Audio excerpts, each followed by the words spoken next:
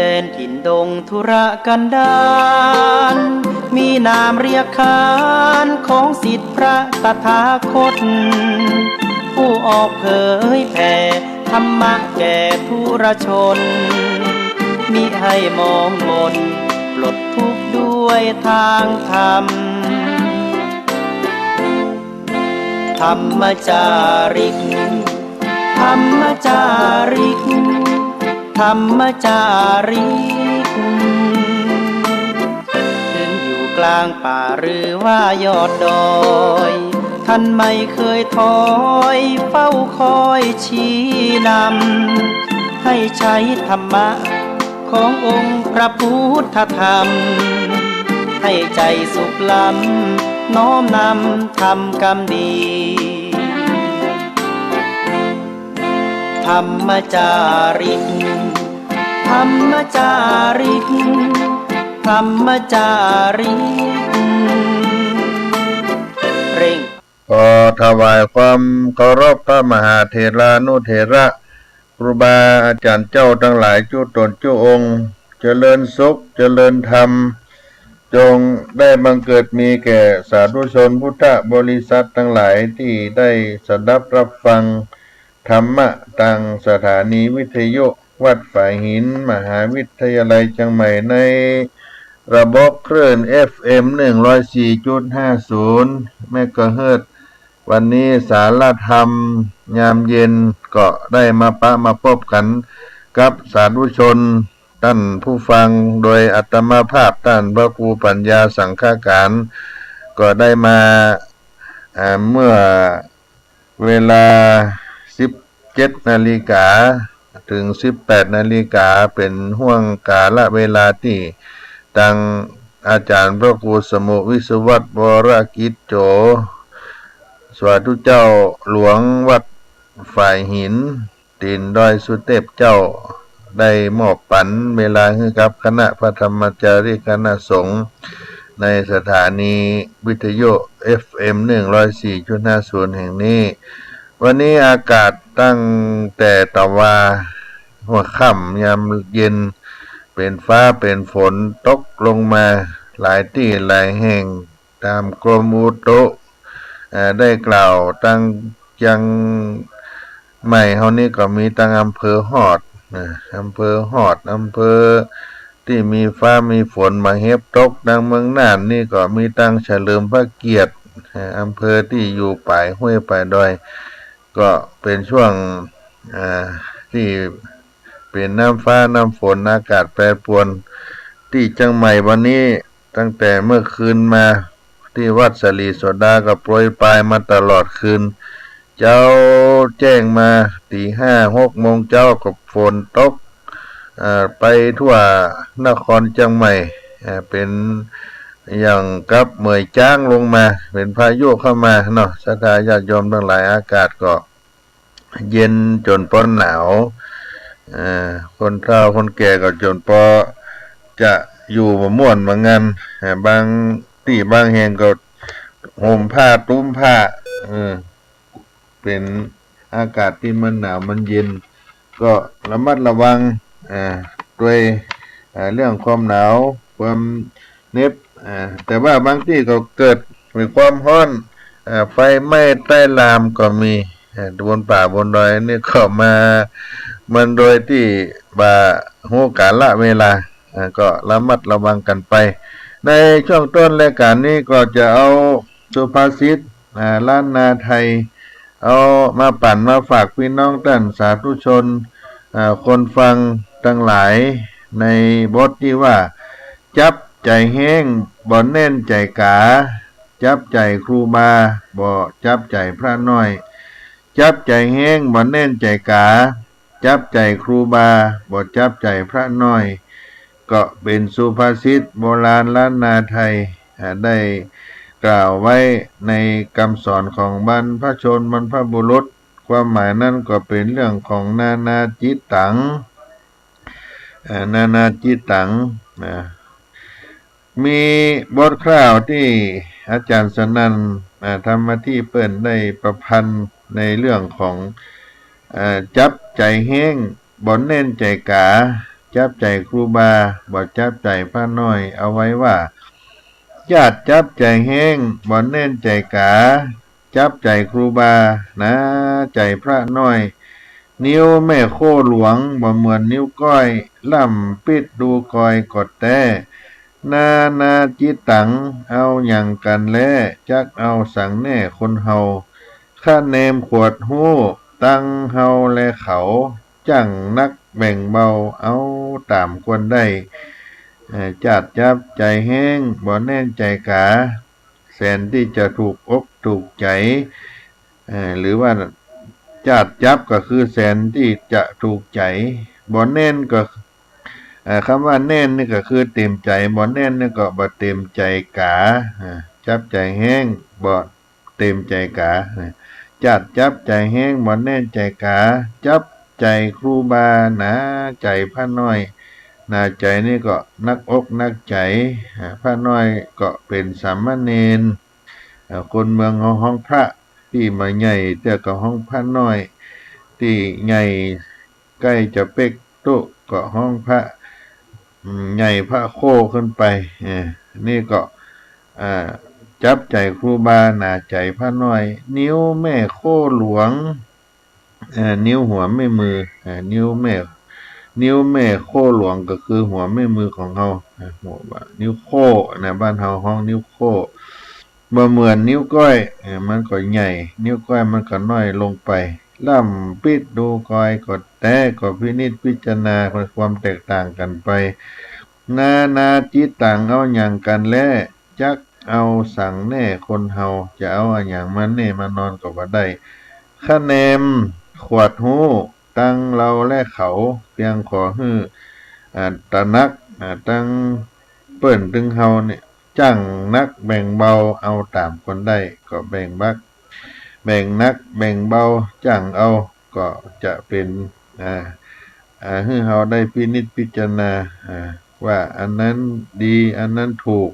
อย่างนักแบ่งเบาจะนักจะเบาก็เอาตามแต่ที่เราพิจารณาไว้ ในข้าวนี้ก็ได้กล่าวไว้ว่าถูกใจอีแห้ง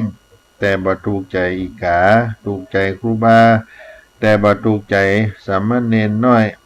แสนที่จะถูกใจอีแห้งเป็นที่สุดแต่อาจจะบ่เข้าใจในความคิดของอีกาเช่นความคิดดีๆของครูบาอาจารย์ให้สามเณรน้อยได้นักอกนักใจก็เป็นธรรมดาที่นิ้วหัวแม่มือย่อมแตกต่างกับนิ้วก้อยหากพินิจพิจารณาดูก็จริงจังดังว่านาจิตตังความคิดของมนุษย์ย่อมมาเหมือนกันไปหมดไปเสี่ยงสิ่งสำคัญก็คือหู้เราหู้เขาไว้ก่อนแล้วก็เลือกปฏิบัติตามความเหมาะสมจังนักแบ่งเบาเอาตามคนใดก็เลือกปฏิบัติตามความเหมาะสมไปในสุภาษิตจับใจแห้งบ่เน้นใจกาจับใจครูบาบ่จับใจพระน้อยก็เป็นเรื่องนาจิตังเนาะเอามาปั่นมาฝากพี่น้องคนฟังในต้นรายการนี้ก่อนเนาะก็ฟังสาระคีตธรรมไปสักกรรมก่อนเนาะเพื่อความหายเหน็บหายหนาวในเมื่อค่ำยามเย็นวันนี้เนาะได้ฟังคีตธรรมเอี่ยวเมืองเหนือไปก็หายเหน็บหายหนาวไปท่านสาธุชนคนฟังทั้งหลายเอามาปั่นมาฝากกันนี่บรรยากาศความหนาวเหน็บมันหายไปครับหมู่เฮาไปในเสียงธรรมเมื่อค่ำยามเย็นในวันนี้ในคำสอนวันนี้ก็ท่านทั้งหลายก็ได้สดับรับฟังธรรมะก็คือการฟังธรรมญาติโยมเรียกว่าเป็นมังกรมงคลประการหนึ่งในมังกรสูตรเป็นมงคลชีวิตในการฟังธรรมตามการในโบราณเปิ้นกล่าวไว้ว่ากระจกเงาสามารถสะท้อนให้หันความสวยงามหรือขี้ริ้วของร่างกายเฮาได้ฉันใดการฟังธรรมตามการก็สามารถสะท้อนให้หันถึงความดีงามหรือความบกพร่องในตัวเฮาได้ฉันนั้นเป็นมังกรประการหนึ่งการฟังธรรมตามการฟังธรรมตามการคือการขวนขวายหาเวลาได้ฟังธรรมฟังคำสั่งสอนจากผู้ที่มีธรรมะเพื่อจะได้ยกระดับจิตใจสติปัญญาให้มันสูงขึ้นโดยเมื่อฟังธรรมแล้วก็น้อมเอาคุณธรรมเหล่านั้นมาเป็นกระจกสะท้อนดูตัวเก่าว่ามีคุณมีธรรมนั่นหรือไม่จะได้ปรับปรุงคุณธรรมที่มีอยู่ให้ดียิ่งขึ้นไปได้อย่างใดเช่นว่าได้ฟังธรรมเรื่องความกตัญญูก็นำเอาเรื่องนั้นมาสำรวจดูใจของตัวเก่าได้ตันติว่าเรามีความกตัญญูหรือไม่ถ้าเรามีความกตัญญูมากน้อยเพียงใดเมื่อฟังธรรมแล้วสำรวจดูจะหูตันติว่าเราขาดอันอย่างไปจะปรับปรุง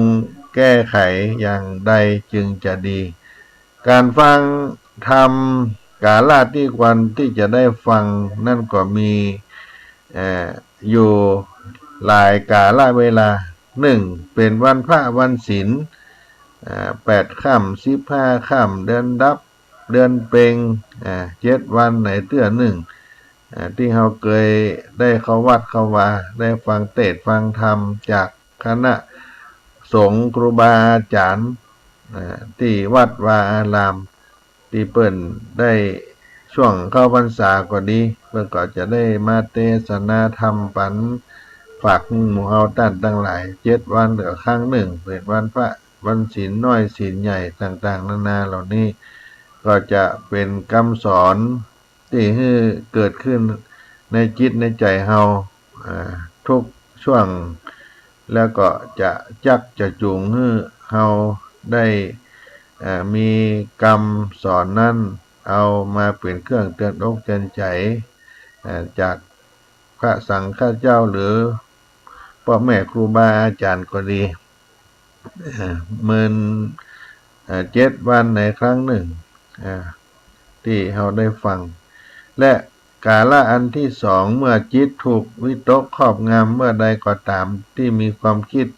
บดีเกิดขึ้นในจิตในใจของเราจะทำให้ใจขุ่นมัว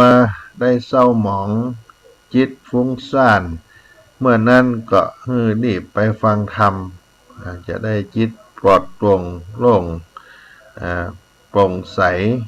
จะเป็นวันใดก็ตามก็ต้องรีรอถ้าจิตเฮาบ่ม่วนบางงานความคิดที่ทำให้จิตของเฮาเศร้าหมองนั่นมันก็แบ่งได้อยู่ประเภทใหญ่ๆก็คือเมื่อกามวิตกกำเริบ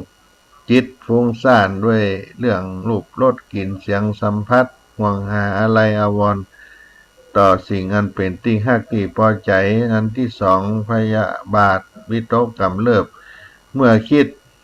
อใจของเฮาถูกความโกรธความโกรธมาครอบงำโกรธะมาครอบงำจิตใจเกิดความอยากล้างผลาญอยากทำลายคนอื่นบอกว่าทำลายในประเภทใดประเภททรัพย์ประเภทชีวิตเกียรติยศศักดิ์ศรีก็ตามนี่ก็เป็นพยาบาทวิตกกำเริบและอันที่สามวิหิงสาวิตกกำเริบคือเมื่อใดที่ใจของเราเกิดความคิดอยากจะเบียดจะเบียนผู้อื่น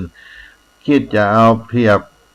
คนอื่นจะกลั่นแกล้งผู้อื่นอันนี้เรียกว่าวิหิงสาวิตกกำเริบเมื่อใดความคิดทั้งสามประเภทนี้เกิดขึ้นก็ให้รีบไปฟังธรรมะอย่าได้จักจ้ามาอันก็จะทำให้เฮาได้กระทำความผิดพลาดในชีวิตของเฮาไปได้และกาลเวลาที่จะได้ฟังธรรมเมื่อผู้ที่หูธรรมะนำเอามาแสดงมีผู้ที่มีความรู้ความสามารถมีความรู้ในด้านธรรมะมาแสดงธรรมให้เฮาก็รีบได้จดได้จำได้ฟังเอาเพราะบุคคลเช่นนี้นั้นหาได้ยากในโลกนี้ทางพระพุทธศาสนากล่าวไว้ต้องรอให้พระสัมมาสัมพุทธเจ้าบังเกิดขึ้นในโลกก่อนแล้วจะต้องตั้งใจศึกษาธรรมะองค์ให้เข้าใจแต่ฌานตอนนี้ก็ยังบ่พอจะต้องมีความสามารถถ่ายทอดความรู้ให้กับผู้อื่นได้แถมไปด้วยดังนั้นเมื่อมีโอกาสที่จะได้ฟังธรรมก็ให้ได้รีบฟังใน3การนี้กาลเวลาก็คือวันพระวันศีลที่ศีลน้อยศีลใหญ่จิตเมื่อเราเกิดวิตกครอบงำเกิดขึ้นแล้วก็ผู้ฉลาดจบทองธรรมะมาแสดงก็ให้รีบได้ฟังธรรมก็เป็นการฟังธรรมตามกาลเวลาคุณสมบัติของผู้แสดงธรรมที่ดีเปิดกล่าวไว้ในคำสอนในพระพุทธศาสนา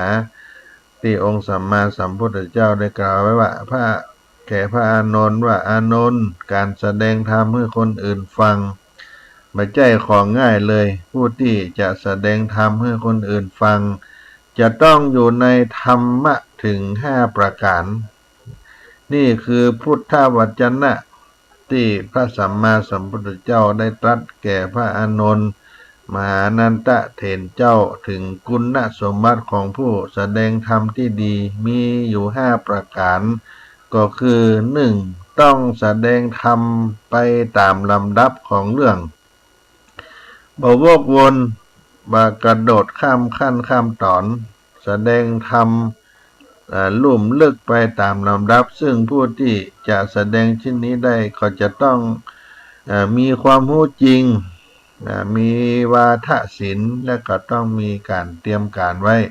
อย่างครูบาอาจารย์ที่เพิ่นได้เอาธรรมะมาให้ก็ต้องได้ห้ามได้ฮู้ได้ทำการบ้านกว่าจะเอาธรรมะมาปั่นมาฝากพี่น้องคือมันถูกต้องตามความเป็นจริงและเอาอันที่เป็นจริงนั้นมาแสดง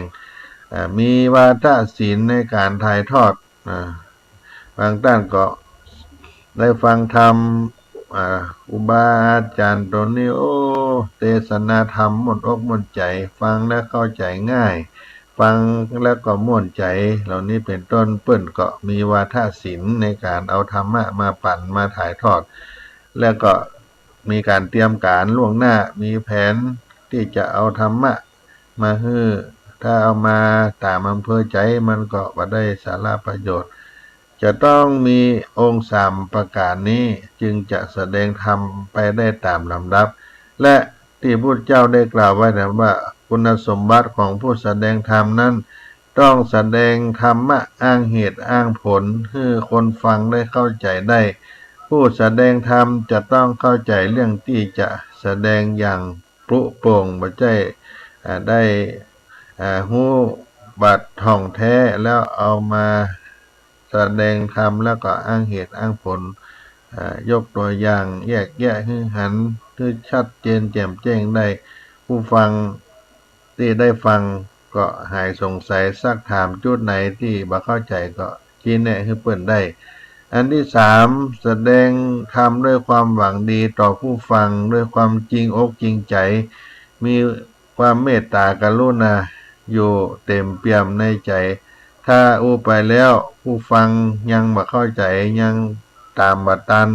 สติปัญญาก็ยังบ่ปอก็บ่เบื่อหน่ายบ่ละทิ้งกลางคันแม้จะซ้ำหลายครั้งก็ยอมมีความหวังดีต่อคนที่ฟังเพื่อให้เปิ้นได้รู้ธรรมะโดยแท้จริงมุ่งทำประโยชน์แก่คนฟังด้วยความเต็มอกเต็มใจเหล่านี้เป็นต้นอันที่4แสดงธรรมมาให้หันแก่ลาภะแก่ลาภคือบาหันแก่ชื่อเสียงกรรมสรรเสริญเยินยอลาภะสักการะจะเกิดขึ้นบ่ว่าการแสดงธรรมนั้นจะมีคำตอบเป็นการตอบแทนหรือไม่จะมีคนมาฟังนักจะมีคนมาฟังน้อยเพียงใดก็บ่ถือมาเป็นอารมณ์แสดงธรรมะไปอย่างเต็มที่อันนี้ก็เป็นข้อที่4ข้อที่5ต้องแสดงธรรมะโดยบ่กระทบตนเองและก็ผู้อื่นบ่ช่วยโอกาสยกตัวอย่างความดีของตัวเองไปอวดกระทบกับคนอื่นหรือยกความผิดพลาดของคนอื่นไปเป็นตัวอย่างเพื่อประจานความผิดของเขาบ่ใช่ถือว่าเฮาฉลาดอวดฮู้กับเฮาฉลาดกว่าคนนั้นคนนี้แล้วก็ไปช่วยโอกาสยกตนข่มต้านใส่ร้ายไป4คนอื่นก็บ่ถูกต้องตามคันลองกองธรรมแห่งคุณสมบัติเราจะหันได้ว่าพระสัมมาสัมพุทธเจ้าพระองค์ทรงวางการสอนธรรมะการเผยแผ่พระศาสนาไว้อย่างรอบคอบแทนที่จะมุ่งแต่แผ่อิทธิฤทธิอิทธิพลศาสนาของพระองค์ให้ทับถมโจมตีศาสนาอื่นแต่กลับทรงวางคุณสมบัติควบคุมผู้ทำการสอนพระพุทธศาสนาไว้โดยรัดกุมซึ่งก็หาได้ยากในศาสนาอื่นๆคุณสมบัติของคนฟังที่ดีนี่ญาติโยมคนที่แสดงธรรมที่ดีจะเป็น5ประการและคนฟังที่ดีก็มีคุณสมบัติเหมือนกัน1บ่ลบหลู่กูลต้านบ่ดูแคลนความรู้ความสามารถหรือคุณธรรมขององค์แสดงธรรมะเป็นเด็กละอ่อนมาสอนรุ่นปู่รุ่นพ่อแม่มอนบัดนี้นี่ก็บัดนี้ลบหลู่ฮู้บัดแต่มามาแสดงธรรมอันนี้ก็บ่ควรที่จะไปลบหลู่เปิ้นพระสัมมาสัมพุทธเจ้าตรัสเตือนถึงสิ่งต่อไปนี้ว่าอย่าดูแคลนในการลบหลู่อย่าดูถูกกษัตริย์ว่ายังเยาว์กษัตริย์ยังน้อยอยู่เพราะกษัตริย์นั้นบางพระองค์แม้อายุยังน้อยก็เป็นมหาราชาได้เป็นมหาราชได้อย่างพระเจ้าอเล็กซานเดอร์มหาราชเป็นมหาราชตั้งแต่อายุ20 ปีเศษปกครองคนถึงค่อนโลกและอย่าดูถูก งูปิดว่าตัวน้อยเพราะกัดแล้วก็ตายได้และอันที่สามอย่าดูถูกไฟว่าไฟน้อยว่าไฟว่าเล็กน้อยบ่ขีดเพราะไม่ขีดก้านเดียวอาจจะเผาบ้านเผาเมืองก็ได้สี่อย่าดูถูกสมณะเจ้าว่ายังหนุ่มยังแน่นอยู่เพราะสมณะบางตนบางองค์แม้นอายุยังน้อยก็มีคุณธรรมสูงบางรูปอายุ7 ขวบก็เป็นอรหันตาได้นี่ก็เป็นสิ่งที่พระเจ้าเตือนไว้แบบว่าจะได้ดูถูกดูแคลน4 ประการในการบรรลบหลู่คุณต้าน2ในคุณสมบัติของคนฟังธรรมะที่ดีบ่คิดแข่งดีบ่ยกตนข่มต้านถึงต้านจะเป็นพระแต่เฮาจบปริญญาตรีโทเอกมาแล้วหูตังโลกมามากมายกว่าต้านอายุ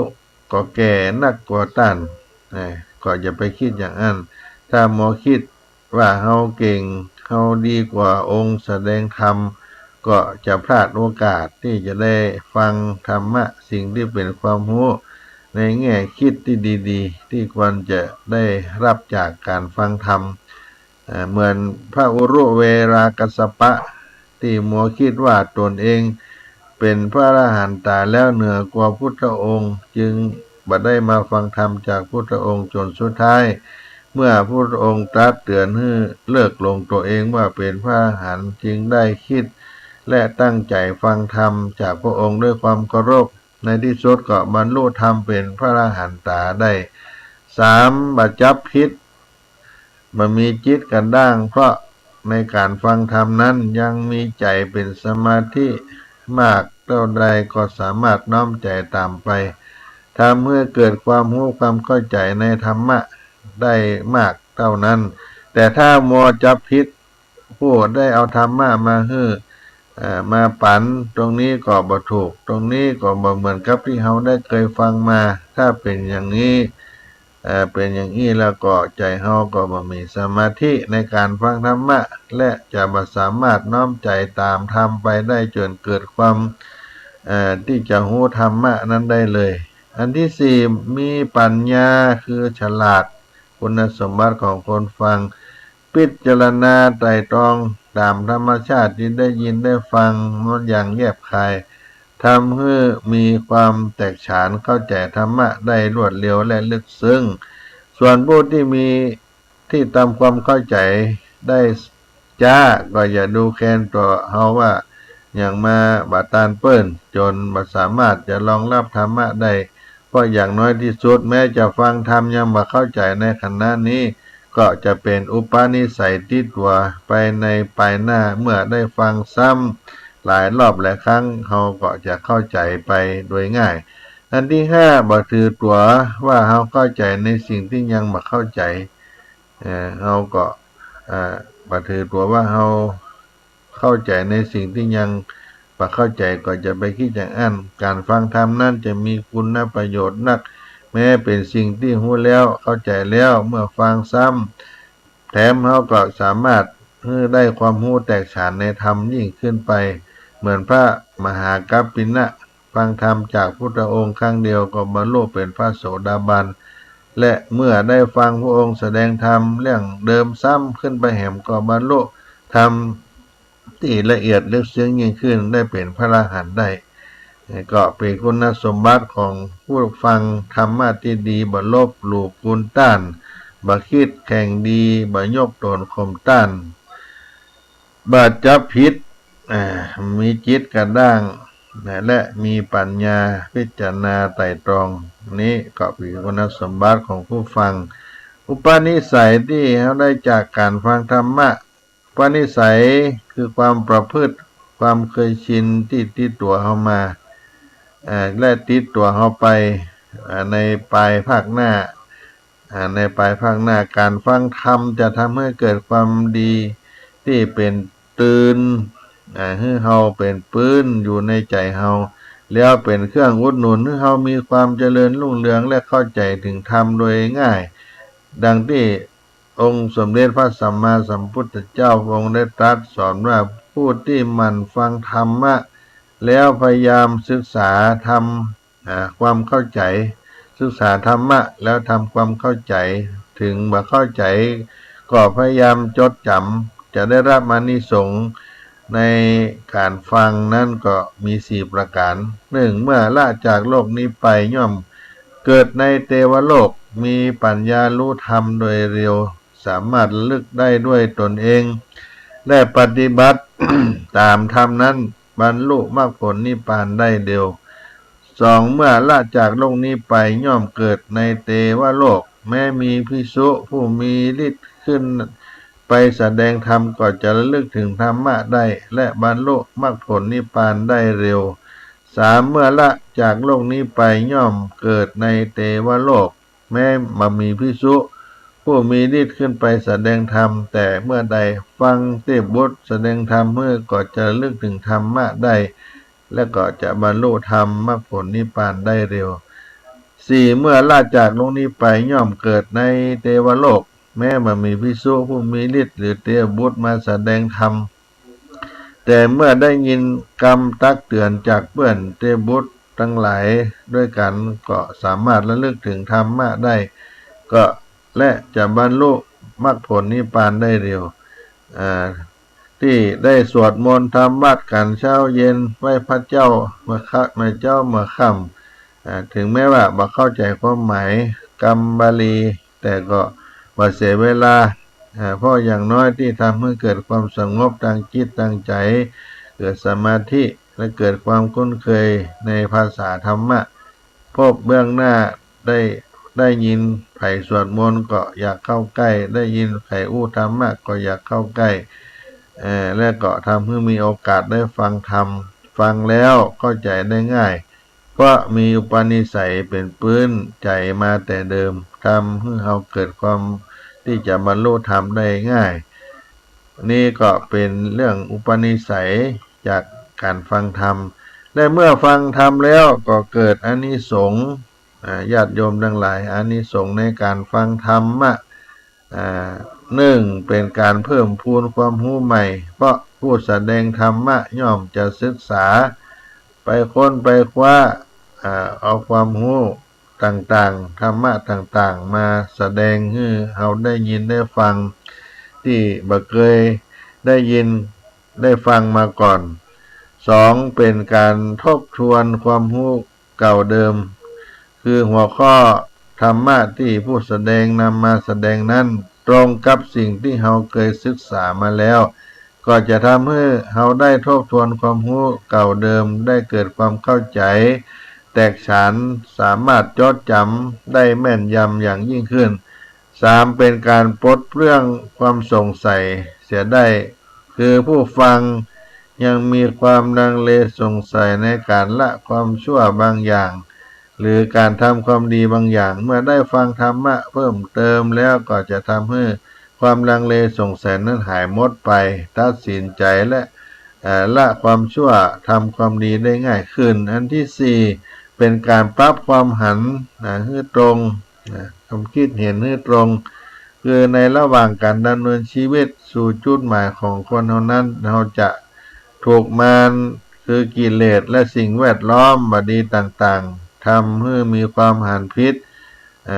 ษนั้นเกิดขึ้นได้มีความเห็นพิษเกิดขึ้นได้แล้วทำให้การดำเนินชีวิตวกวนพิษเป้าหมายไปการฟังธรรมะจะช่วยให้เรามีความสำนึกรู้ตัวว่าความคิดความหันของเราความคิดเห็นของเรานั้นได้บิดเบียนไปอย่างใดแล้วจะได้เลิกความหันที่ผิดเสียประคองความหันที่ถูกเอาไว้กับตัวเราอันที่ห้าเป็นการฝึกอบรมจิตใจให้สูงขึ้นการฟังธรรมะจะเป็นเครื่องเตือนสติเราทำให้ใจของเราเลิกละจากความคิดฟุ้งซ่านไปในเรื่องกามคุณความคิดความพยาบาทอาฆาตต่อเพื่อนความเบียดเบือนต่อเพื่อนและก็สอดส่องชี้ให้เราหันถึงจุดอ่อนข้อบกพร่องในตัวซึ่งจะต้องปรับปรุงแก้ไขยกระดับจิตใจของเราสูงขึ้นจนกระทั่งสามารถขจัดข้อบกพร่องได้เด็ดขาดบรรลุมรรคผลนิพพานได้ในที่สุด นี่ก็เป็นมังกละประการหนึ่งเรื่องของการฟังธรรมตามกาลเวลาฟังธรรมตามกาลก็เป็นมงคลในชีวิตของเราประการหนึ่งก็นำเอามาปั่นมาฝากพี่น้องท่านคนฟังทั้งหลายในสารธรรมยามเย็นในวันนี้วันจันทร์ที่13มีนาคม2566ก็พากันสักกรรมกันเนาะได้ฟังกีตธรรมจากสารธรรมวัดสลีโสดาเนาะ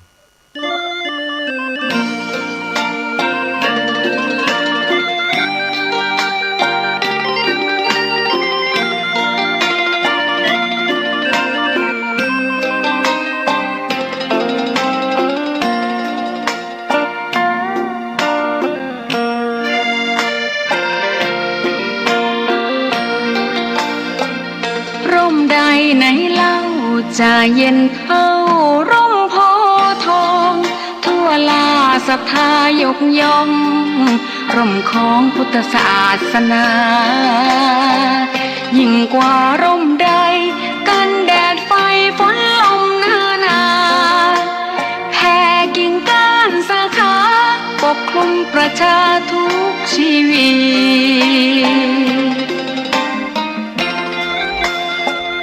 เย็นใดไหนเล่าจะเทียมเท่าเย็นใจพระธรรมที่ทรงตรัสไว้เป็นความจริงใสตรัสไว้ด้วยดีผู้ทำเห็นเองไม่จำกัดการเวลานาทีผิดถูกแก้กันตรงนี้จะไม่มีเรื่องราวก่อกวนพุทธศาสนาเชื่อมมากับเมืองสยามวัดบ้านโรงเรียนเขตคามปฏิบัติตามแม่ยามเรรวนคิดทำสิ่งใดเป็นไปเพื่อประโยชน์ทั้งมวลทำดีละสิ่งยั่วยวนขนึงครวญทางสายกลางชนะในเล่าจะเทียมเท่าชนะตนยิ่งใหญ่ในทุกแห่งหนยิ่งกว่าชนะคนในสงครามไม่มีกลับแพ้ไม่มีเรื่องแย่มาลุกลามประพฤติปฏิบัติตามองค์สัมมาสัมพุทธเจ้า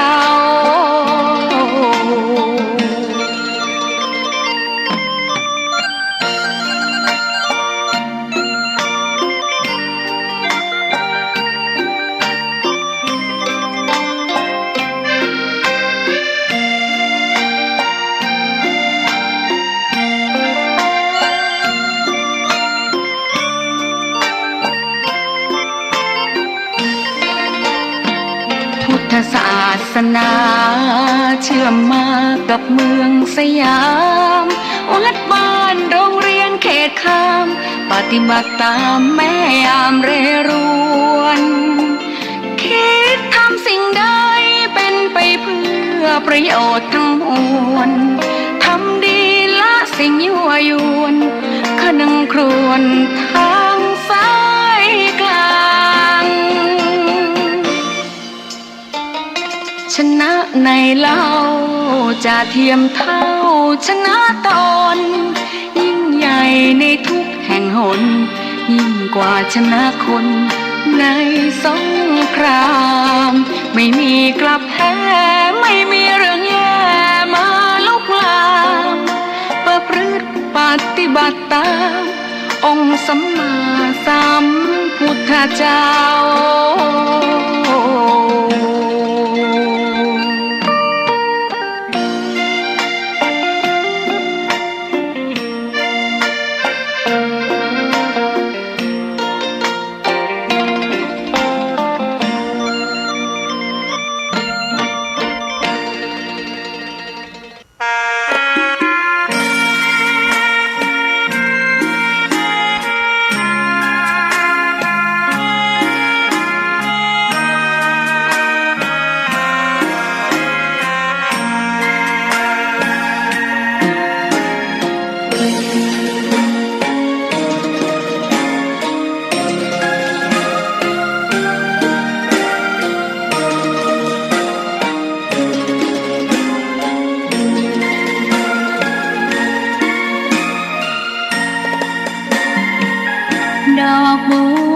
ดอกหนึ่ง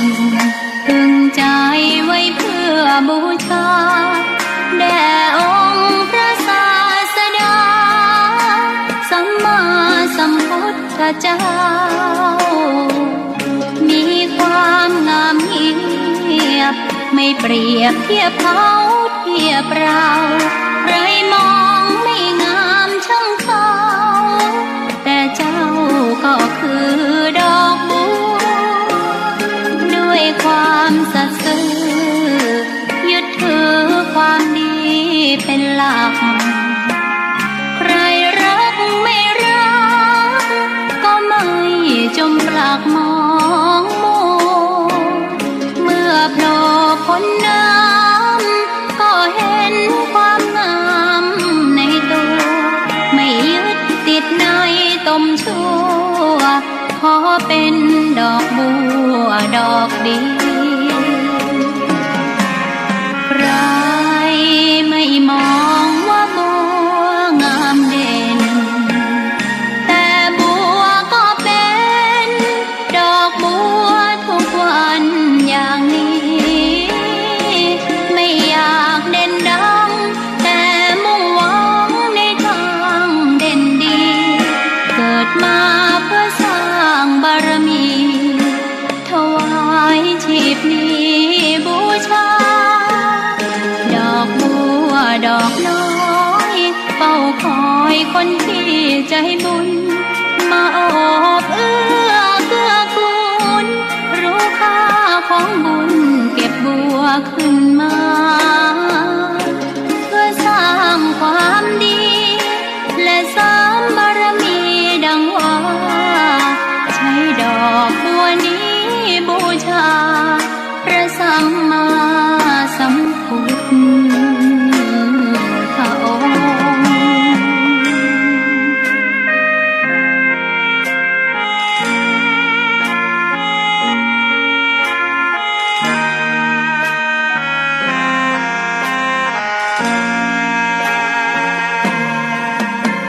ใครไม่มองว่าบัวงามเด่น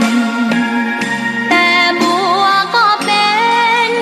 ดอกบัวทุกวันอย่างนี้ไม่อยากเด่นดังแต่มุ่งหวังในทางเด่นดี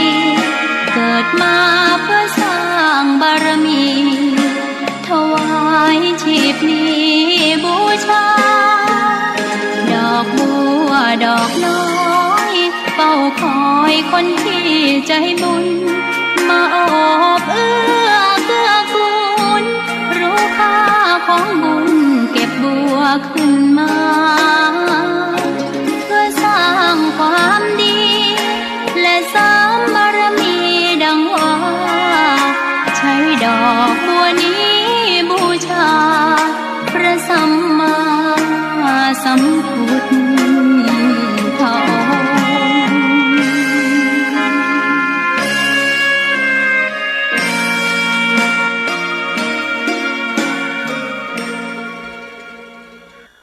ก็มาถึงใต้รายการเอาธรรมะมาปั่นมาฝากพี่น้องท่านผู้ฟังไปดีมาดีก็จะเป็นสีสังคมสักกังสุขติโนยันติ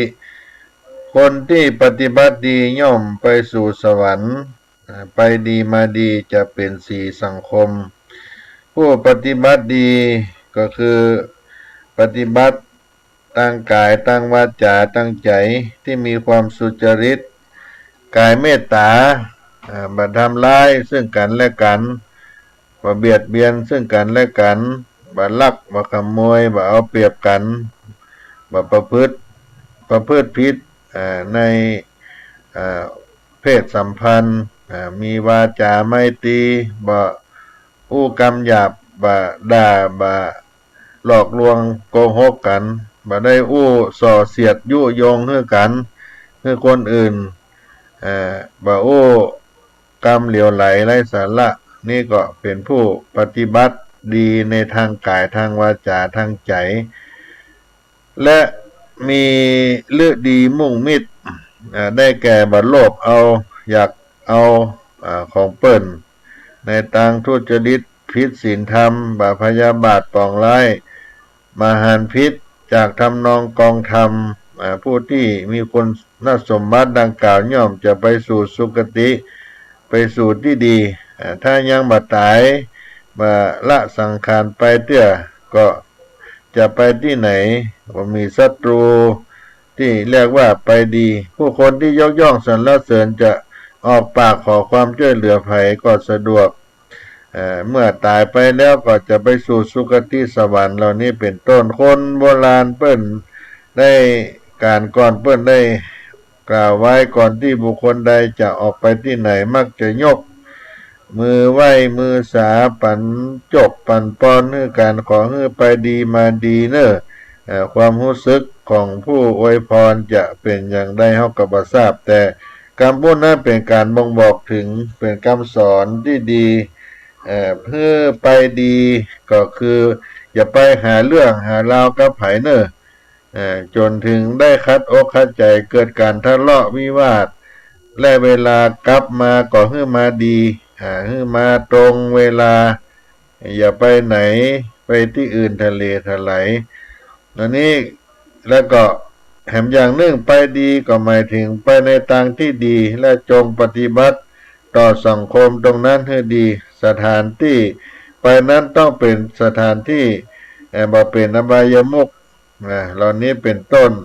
และคำว่ามาดีเวลาจะกลับมาถึงบ้านก็อย่าได้นำเอาเรื่องราวฮ้อนไหม้ที่ตัวมาเช่นว่าไปทะเลาะกับคนอื่นเป็นต้นเหล่านี้ก็บ่ดีกับตนกับตัวจนคนในบ้านต้องเกิดความบ่สบายอกสบายใจคนในครอบครัวบ่ม่วนใจพอถึงบ้านก็ต้องยิ้มแย้มแจ่มใสอู้จากำม่วนกำงานมีอารมณ์ที่ดีมาเพราะฉะนั้นบุคคลผู้มีปัญญาจะต้องกำหนดรู้ว่าใครอะไรที่ไหนดีบ่ดีอย่างใดแล้วปฏิบัติโดยถูกต้องเรียกว่าไปดีมาดีเมื่อละสังขารไปก็ดีก็จะไปสู่สุคติดังนี้ทำดีคนทำดีไปไหนคนก็ชื่นก็ชมตายจากเจ้านี้ก็มีสวรรค์เป็นที่ไปดีมาดีจะเป็นสี่สังคมบ่เอาเปรียบหมู่คณะคนเพิ่นก็จะนิยมศรัทธาไปดีมาดีเป็นสี่สังคมผู้ปฏิบัติดีก็ย่อมไปสู่สวรรค์ก็เป็นธรรมะปันฝากใต้รายการสารธรรมยามเย็นของวัดสลีโสดาพระอารามหลวงวันนี้ก็มาจ้าไปน้อยเพราะมีภารกิจตลอดวันยังบ่เสร็จแล้วดีเตื้อขออภัยตั้งคนฟังโดยวันนี้แล้วก็ขอให้อานิสงส์ในการได้ประพฤติดีงามได้สนใจธรรมะได้ฟังธรรมกันตลอดกาลเวลาจงมาโดนทุกท่านอยู่เย็นเป็นสุขกันทั่วหน้าเวลากาลก็หมดเสี่ยงลงไปขอความสุขสุขดีจงมีแก่ท่านทั้งหลายจุพูในคนจัตตาโลธรรมาวัฏันติอายุวันโนสุขังปะลัง